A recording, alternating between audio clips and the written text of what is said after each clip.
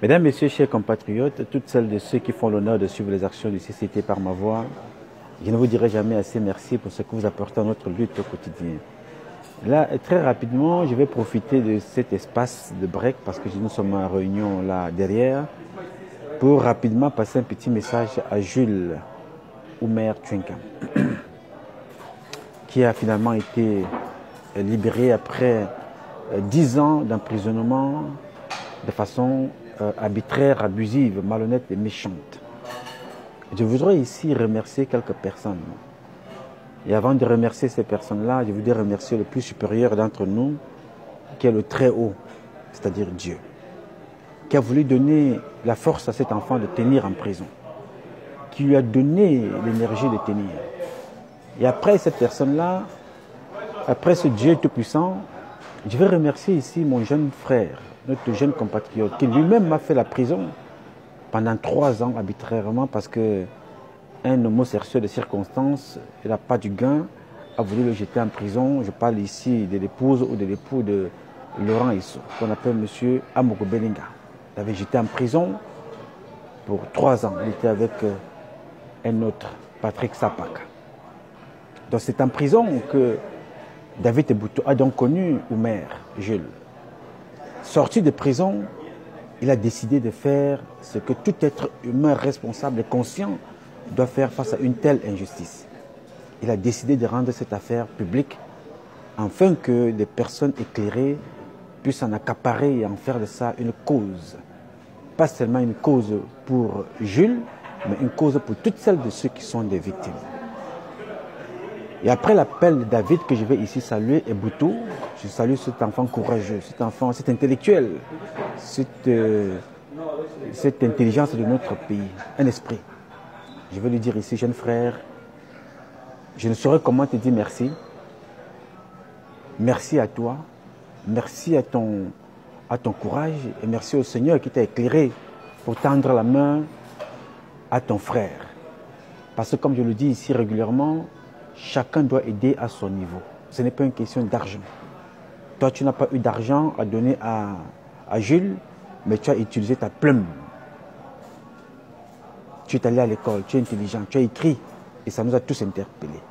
Donc, je voulais te dire ici, David Eboutou, merci beaucoup. Et je veux remercier une troisième personne, Maître Fuchs, Dominique Fuchs, cet avocat qui vit à Douala, qui a répondu présent à l'appel de David Eboutou et a décidé de faire cause ce dossier et en faire son affaire personnelle.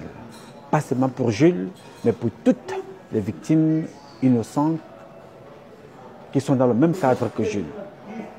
Elle s'est battue nuit et jour depuis 3 ou 4 mois en prenant les transports depuis Douala pour Yaoundé parce qu'elle est basée à Douala pour venir défendre ce jeune. Avec son collectif, toutes celles de ceux qui l'accompagnent, qui l'ont accompagné pendant tout ce procès. Donc, Dominique, je vais te dire merci. Merci est un mot, comme vous pouvez, je le dis régulièrement, est un vain mot très simple, mais dans cette circonstance, il est lourd de sens. Je vais te dire merci beaucoup avec toute ton équipe pour ce que vous avez fait et pour ce que vous allez continuer à faire pour les Camerounais. Ton engagement est un engagement noble. Il est allé au-delà même de ton métier, de ta fonction d'avocat. Parce que tu es une femme, tu es une mère, tu es une humaine. Tu as décidé d'en faire une cause. Je te dis merci et je salue toutes celles de ceux qui t'ont accompagné dans ton collectif d'avocats. Je vais finir ce paragraphe en remerciant la maman de Jules. Aux dernières nouvelles, elle n'a que ce garçon que les gens ont voulu détruire. Maman, je te dis merci. Merci beaucoup d'avoir été forte, d'avoir cru en Dieu et de continuer à croire, d'avoir donné tout ce que tu avais pour ton fils, de t'être battu pour qu'il sorte. Tu sais, maman, comme je l'ai toujours dit, l'enfant n'est pas l'enfant de quelqu'un. Tu as accouché Jules Oumer, mais tu n'as pas accouché David Eboutou. Pourtant, c'est David Eboutou qui est le déclencheur de cette situation, afin qu'on puisse libérer ton fils. Tu n'as pas accouché Maître Fuchs, tu n'as pas accouché Patrice Noma. C'est ce que je dis tous les jours, l'enfant au Cameroun et partout dans le monde n'est pas l'enfant de quelqu'un. L'enfant est ton enfant quand il est dans le ventre. Quand il sort, il est l'enfant de tout le monde. À travers un autre fils, tu as retrouvé ton fils. Et je vais te dire merci beaucoup, maman, d'avoir donné vie à un enfant comme celui-là, Omer, Jules. Un enfant qui a donné de l'emploi à beaucoup d'autres. Mais comme nous sommes pris de jalousie, de méchanceté gratuite dans ce pays, on a décidé de le détruire. Rien n'est perdu. Il va se relever et il reviendra encore plus fort. Nous allons l'aider, nous allons l'accompagner dans cet exercice. Donc je tenais ici, maman, à te dire merci, tu n'as pas baissé les bras. Ton exemple est un exemple que toutes les mamans doivent suivre. Nous n'allons pas nous fatiguer. Elles ne doivent pas se fatiguer non plus. Nous allons nous battre. Il y a certaines mamans qui ont décidé de vendre leur âme, comme Madame Makoa, qui est juge au tribunal militaire et juge au tribunal civil. J'espère que cette Madame Makoa sera aussi prompte à demander une condamnation à vie ou même une peine de mort quand son mari, M. Akoa, je crois Philippe, qui est là-bas au FECOM, va se retrouver aussi à Kondangé. Parce que c'est très facile de prendre des décisions quand ça concerne un innocent que de prendre des décisions quand ça concerne votre propre mari qui passe son temps à voler. Madame Akoa, qui est juge au tribunal militaire, comme la majorité des juges, ont passé leur temps à protéger l'un des plus grands bandits de la République du Cameroun. Il s'appelle Alem Bengoko. Il était ministre de la Défense. Madame Akoa le voyait régulièrement, comme la majorité des juges, mais il le protégeait. Parce que lui, il était ministre. Mais elle vient demander une condamnation à vie, voire même à mort, pour un enfant qui est innocent. Je pense que cette femme-là, comme toutes les femmes qui sont dans le même cadre qu'elle, dans la méchanceté et la criminalité, je pense qu'elle n'a pas fait d'enfant. Parce que si elle a fait d'enfant, qu'elle soit en sûre que toutes les personnes qui font du mal aux enfants détruits, comme ils ont fait du mal à Willy Meka, comme ils ont fait du mal à Jules Omer, comme ils font du mal à Evindi, à Nélidi, toutes ces personnes-là doivent le savoir. Tout ce qui se passe devant vous est un message que Dieu a minutieusement écrit et vous appelle à le voir, à le lire, à le vivre au quotidien. Donc cette femme, Madame Makoa, qui a demandé au tribunal condamnation à mort ou à vie de ce jeune garçon, qu'elle prenne conscience qu'un jour, c'est un militaire qui va la buter dans un seul tribunal militaire où elle vient manquer du respect. Elle est attendue à 9h, elle vient à 14h. Elle est attendue à 18h, elle se présente à 21h. Qu'elle continue comme ça. Mais je vous dis tout simplement, il y aura un certain moment, vous aurez besoin des autres, mais vous ne verrez personne. Et ce moment-là approche et à grands pas. Donc je tenais ici à apporter cette précision, parce que nous sommes tous les enfants de la République. Parmi nous, il y a des méchants, il y a des tueurs, il y a aussi des personnes humbles, il y a des personnes bien au Cameroun. Les plus mauvaises, la plus grande partie des personnes, le nombre de personnes mauvaises au Cameroun, c'est un petit poignet. C'est une poignée de personnes, nous les connaissons. Donc, je voulais ici dire à la maman de Jules, maman, merci beaucoup, tiens bon, ton fils t'est revenu. Maintenant, nous allons continuer la vie. Nous allons continuer à vivre. Ce ne serait pas facile, mais on est plus à l'aise quand on est dehors à se mouvoir. Sois forte et je te dis merci. Et à Jules, jeune frère, c'est une expérience de la vie. Nelson Mandela a fait la prison. Beaucoup de chefs d'État ont fait des prisons dans ce monde-ci. Dans ton cas, tu as fait la prison de façon innocente. Nous nous sommes battus à notre niveau. Nous avons crié haut et fort, mais avec les cris et la bénédiction de Dieu, tu t'en es sorti. 10 ans, c'est beaucoup, mais 10 ans, c'est aussi rien. Peut-être tu n'es pas au courant. Il y a quelqu'un qui commandait ces juges-là et ces magistrats, qui a passé du temps à faire du mal aux autres. Cette personne-là est morte. Il a tout laissé. Ses enfants, l'argent dans les sacs et tout ça. Il est parti. Il s'appelait Fumanaka. Alors toi, tu as encore la vie devant toi. Ceux qui t'ont jeté en prison, aujourd'hui, ils ont honte parce que tu as tenu bon. Tu as tenu fort. Et c'est ça, la justice de Dieu. Elle est lente à agir, mais elle agit toujours. Donc Jules, je t'invite à être fort. Ne prends pas de rancœur. Il ne faut pas être rancunier. Dégage-toi parce que la rancune va te faire vieillir. La colère va te faire vieillir. La haine va te faire vieillir. N'oublie pas, mais laisse passer. Parce que tu ne peux pas oublier. On ne peut pas oublier 10 ans de prison.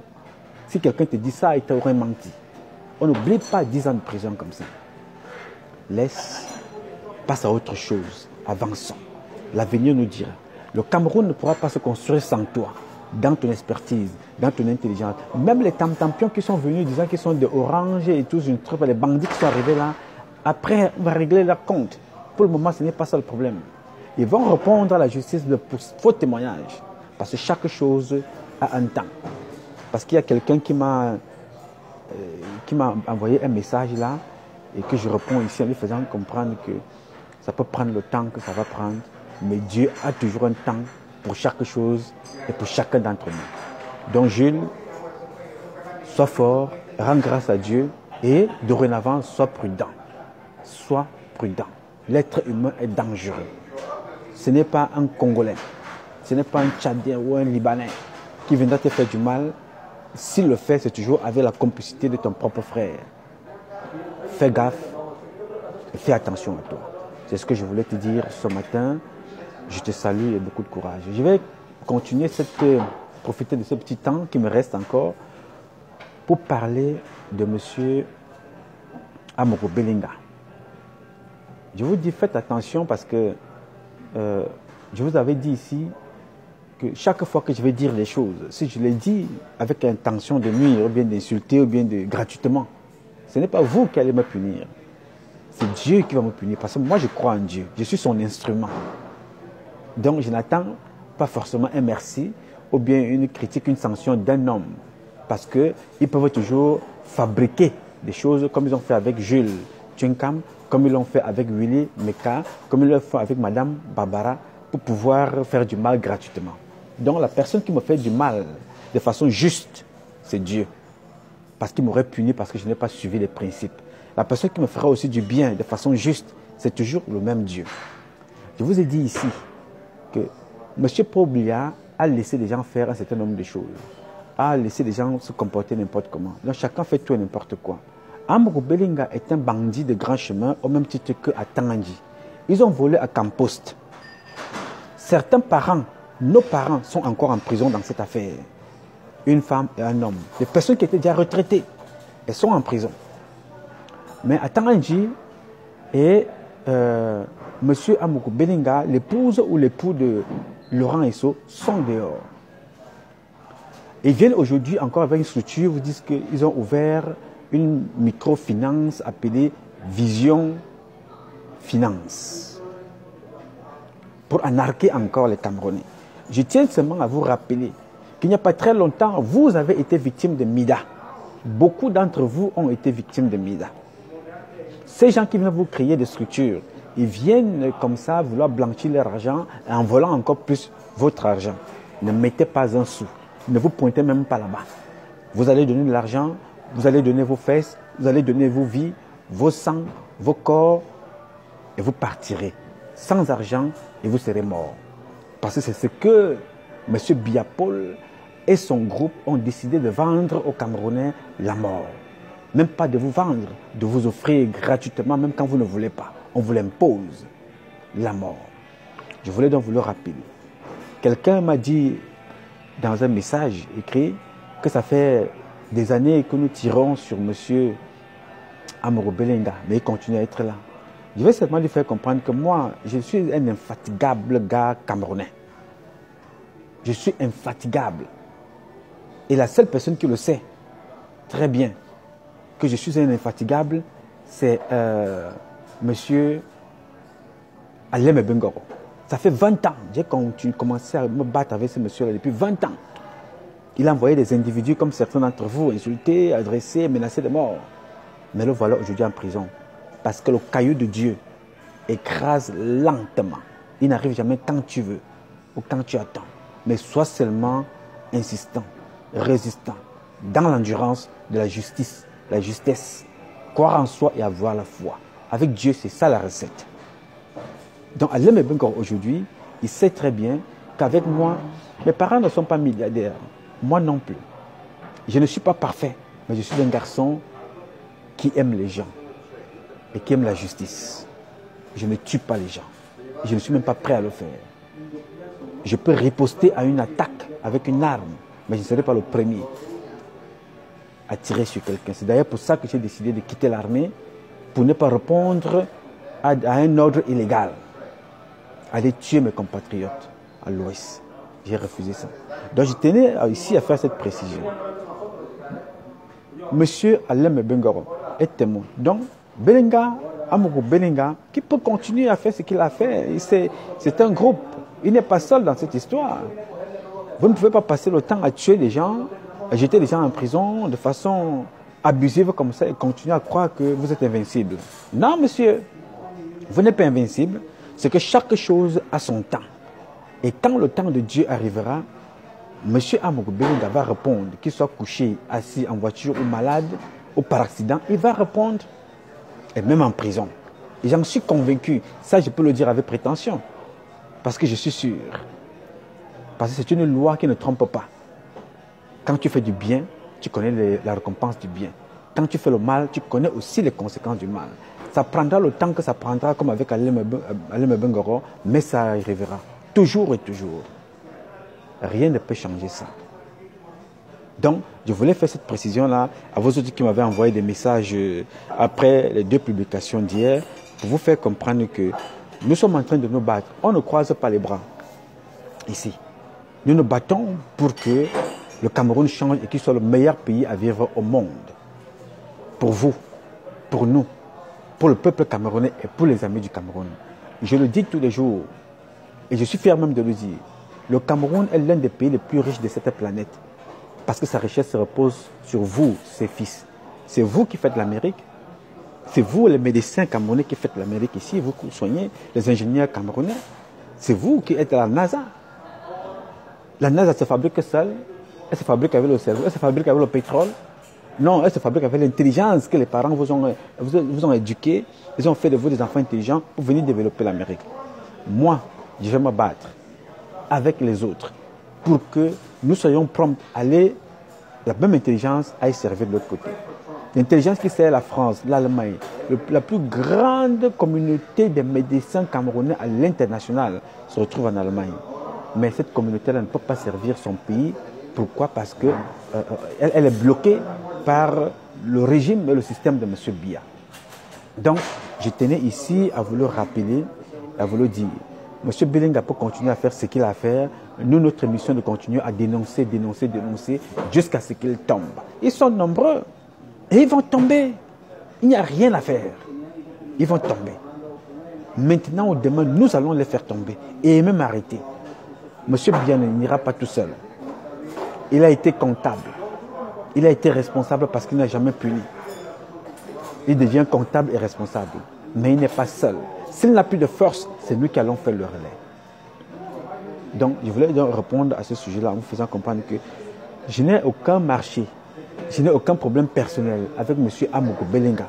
J'ai un problème avec des faits, le comportement que les gens ont avec les biens de la société. Fais ce que tu veux dans ta famille, avec tes biens. Mais quand ça tombe sur le plateau national, les biens communs, notre société commune, notre pays commun, ça veut dire que ça me concerne personnellement. Si tu dors dans ta chambre avec ta femme, si tu te fais sodomiser avec monsieur Laurent Esso, faites ce que vous avez à faire tous les deux. Mais quand vous prenez, tu involves les enfants de Trouille, tu tues les enfants de Trouille pour tes besoins sataniques et sexuels, ça nous engage parce que ça expose nos enfants, nos soeurs, nos parents, ça devient un problème national. Moi, je m'y intéresse parce que je suis l'actionnaire majoritaire du patrimoine Cameroun. Moi. Donc, c'est ce que je tenais à vous dire.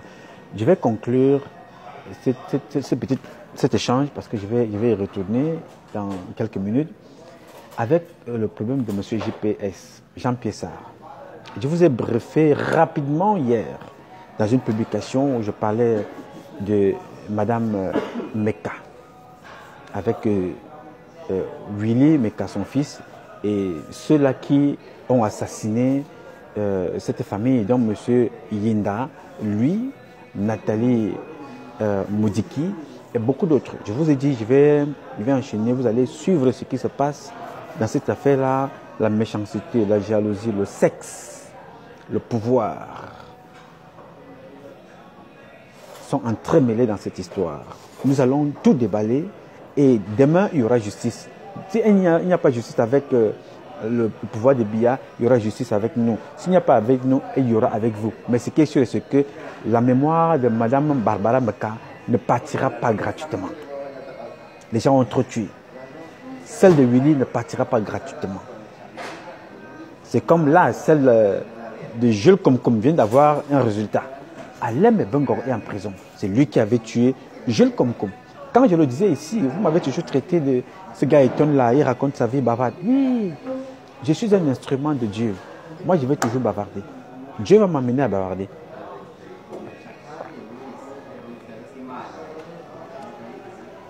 Dieu va m'amener toujours à parler, à dire des choses. Et ce que je dis là, vous connaissez ça tous. Mais vous n'avez pas de parler. Alors je vais parler ici de Jean-Pierre Sarr. Je l'ai dit modestement hier. Nul ne mérite de mourir comme il est mort. Nul, personne. Nous sommes tous appelés à mourir couchés à la maison un jour après avoir atteint 150 ans. Mais combien de jeunes atteignent aujourd'hui 60 ans? Combien atteignent 50 ans? Combien atteignent 60 ans? Parce que nous sommes épris, attirés, happés par le matériel. Le Mathieu vu l'envie de devenir rapidement riche. C'est ça qui nous attire. Alors, ce monsieur qu'on appelle JPS a tué beaucoup d'enfants. Il a tué beaucoup de gens dans son entourage. Je vous parle là d'une enquête que j'ai participé. Chez lui, à la maison à Bonabéré, les enfants ont été fusillés par nos camarades policiers. À l'époque, je ne sais pas qui était commissaire, je pense que c'était Pépé Bénézer à Douala, qui était l'un des amis de Feman. Les enfants là sont morts. L'assassinat de Jean-Pierre Sarr n'est pas un vol, n'est pas un braquage. Ça a été une vengeance. Ce n'est pas un règlement de compte. Il n'a pas fait un business avec quelqu'un. Non, ça a été. Il fallait que les gens. Ça a pris le temps que ça a pris. Les gens ont ruminé. Les gens ont enterré les enfants. Ils ont fait semblant d'oublier. Ils ont décidé d'en découdre avec lui. C'est ça, la loi de Bombror. Whatever goes around comes around. Jean-Pierre Sarr a fait tuer même les Feman, qu'on appelle les Gregman, les gens avec lesquels il faisait des affaires. Vous faites une affaire, il faut qu'ils prennent tout pour partir avec. Il te tue. Il pensait qu'il allait être éternel. Et la réaction de beaucoup de personnes que j'ai vues crier, il y a une certaine femme, là, artiste, criait fort. Oh, Jean-Pierre Sarr est mort. Ce n'est pas le poisson d'avril. Il est vraiment mort. Jean-Pierre Sarr est mort. Jean-Pierre Sarr est mort. Oui, bon, on peut pleurer. Il faut aussi pleurer les filles de Mimboman. Il faut pleurer les jumelles de Pagna qui ont été assassinées. Jean-Pierre Sarr est mort. Je ne suis pas choqué par le comportement de cette fille qui criait Jean-Pierre Sarr est mort. Oui, on doit s'indigner d'une telle mort. Et vous comprenez donc comment vous soutenez M. Biya. Voilà un criminel qui a passé son temps à tuer ses compagnons de route avec lesquels il faisait le fait. Il les tue régulièrement. Il a été en prison en Konsamba. Il a sodomisé les enfants en Konsamba en prison. Beaucoup, même parmi certains Feman. Là-bas. Personne ne s'est levé. J'en ai parlé avec certains. Lui et moi, on ne s'entendait pas. Hein. Parce que moi, je l'avais entendu dans nos bureaux à Douala. Et moi, j'ai dit les choses de façon claire. À l'époque, c'est là plus d'une vingtaine d'années en arrière. Pour vous dire que moi, j'ai déjà vu des choses avec mes yeux. Et Dieu me rend service, me fait honneur de voir le changement. Et ces gens-là tomber l'un après l'autre. Et je suis encore en vie, j'observe, je regarde. Et je lui rends grâce tous les jours. Merci papa de m'avoir donné cet honneur, de me faire cet honneur-là de voir que le crayon de Dieu n'a pas de gomme. Le diable a la montre. Et Dieu a le temps. Quelle est la montre que GPS n'a pas portée? Il a porté les montres Rolex. Il a porté les costumes Versace, les draps de lit Versace. À l'époque, en France, il avait un grand bureau là-bas, derrière les Champs-Élysées. Il roulait en Rolls-Royce. Le chauffeur portait les gants blancs. J'étais. Moi, j'y étais. Mais tu faisais ça avec le sang des autres. Avec le sang des gens. Et tu attends quoi en retour? Alors, les gens se posent donc la question, ceux qui me posaient la question de savoir pourquoi JPS est-il soutenu. C'est la même chose avec M. Biya. Chacun à son échelle. Le nombre de personnes qui meurent au Cameroun et le nombre de personnes qui soutiennent Biya. Pourtant, Biya connaît le nombre de personnes qui meurent. Vous comprenez donc que vous, à votre niveau, vous soutenez JPS. Oh, il était producteur. JPS ne gagnait pas d'argent avec la production. La production au Cameroun, aucun producteur ne gagne de l'argent. Aucun. Au Cameroun, avec la musique, personne. Ceux qui gagnent un peu, c'est l'artiste quand il va en concert. Et le promoteur qui fait la promotion à l'étranger. Au Cameroun, l'artiste ne vit pas de sa musique. Jean-Pierre Sarr, comme la majorité de certains qui sont au Cameroun, sont dans le blanchiment en utilisant nos frères musiciens, nos frères artistes. Parce que personne ne fait de profit avec cette histoire-là au Cameroun, peut-être à l'extérieur. Donc JPS, c'était une occasion pour lui de sodomiser des enfants, d'abuser sexuellement certains et se cacher derrière l'étiquette de producteur. Et je ne le dis pas ici, je l'ai toujours dit depuis très longtemps, que ce monsieur est un criminel qui a tué les enfants chez lui à la maison. Et j'ai dit ce jour-là, aujourd'hui l'enquête n'a jamais dit pourquoi ces enfants ont été tués, on n'a jamais élucidé. Et il a payé. Et je suis satisfait, pas de la mort, de voir que chaque jour, Dieu me donne les preuves, me confirme les miracles de son existence. Que faites tout ce que vous voulez. C'est moi qui ai le dernier mot. C'est moi qui porte le dernier mot. C'est Dieu. Donc, je voulais donc confirmer ici avec vous, pour faire comprendre que les gars, jeunesse camerounaise, moi, je prendrai toujours mon temps de vous dire, moi qui suis l'aîné de beaucoup d'entre vous, moi qui suis le Benjamin de beaucoup d'entre vous, moi qui suis le fils de beaucoup de parents, de beaucoup de mamans, de nos frères et sœurs, je suis le fils de la République. Je ne suis pas parfait. Mais je dis, nous avons un défi à relever. L'humain que nous sommes est la première valeur que Dieu aime. C'est pour ça qu'il nous appelle le sel de la terre. Nous avons un défi à relever contre M. Biya, lui montrer qu'il n'est pas l'alpha et l'oméga. Nous pouvons faire mieux. C'est pour ça que je vous invite à être vigilant. Ne vous laissez pas embarquer dans tout ce qui est facile. Tout ce qui brille n'est pas l'or. Toutes celles de ceux qui viennent à côté de vous avec de l'argent, toutes celles de ceux qui viennent à côté de vous avec des voitures, ne suivez pas. Vous ne savez pas comment ils font. Vous ne savez pas. Suis ton petit bonhomme de chemin. Nous sommes tous intelligents. Ce que Dieu nous a donné, je ne suis pas sûr qu'il a donné ça à un autre peuple. Pourquoi il nous a donné la terre du Cameroun? Pourquoi c'est à nous qu'on a choisi de rester sur cette terre? Cette terre qui est tant convoitée par tout le monde. Respecte ton frère et bâtissons ce pays-là ensemble. Il est électricien, toi tu es plombier. Il est mécanicien, toi tu es menuisier. Il est médecin, toi tu es chauffeur taxi. Toi tu es boueur. Tous, nous sommes tous pareils, utiles à notre société. Ce n'est pas la peine de s'entretuer. Dénoncez. Rien ne vous arrivera. Toutes celles de ceux qui vous ont fait du mal, là, de Nathalie Moudiki, à Belenga Eboutou, à Inda, à ce qu'on appelle Alem Bengoro, Ferdinand Gongo, Olvas Babouke, celui qu'on dit qu'il est aussi le futur président. Toutes celles de ceux qui cherchent des postes là. Faites attention. Dénoncez ce que vous voyez qui ne tourne pas bien. Si vous ne pouvez pas le faire comme nous le faisons, envoyez-nous les informations. Nous sommes en train d'enregistrer tout ce monde-là. Nous sommes en train d'emmagasiner. Nous allons utiliser la méthode juive, c'est-à-dire aucune victime, aucun mort ne peut rester impuni. Toutes celles de ceux qui ont perdu leur vie parce que c'est ce système vont payer. Personne ne pourra résister. Vous avez vu devant vous Foumanakam. Vous le connaissez mieux que moi. Madame Akwa connaît Foumanakam. Lui n'avait pas une limite de femmes mariées, célibataires, hommes, enfants, jeunes. Il sodomisait tout le monde. Maintenant, c'est les fourmis qui le sodomisent. Là, dans le sol, là-bas, il devient poussière. Et pourquoi? Pourquoi traiter les humains comme ça? Vous croyez que ça, moi, ça me fait plaisir de parler d'un parent sur ces termes-là? Non, monsieur.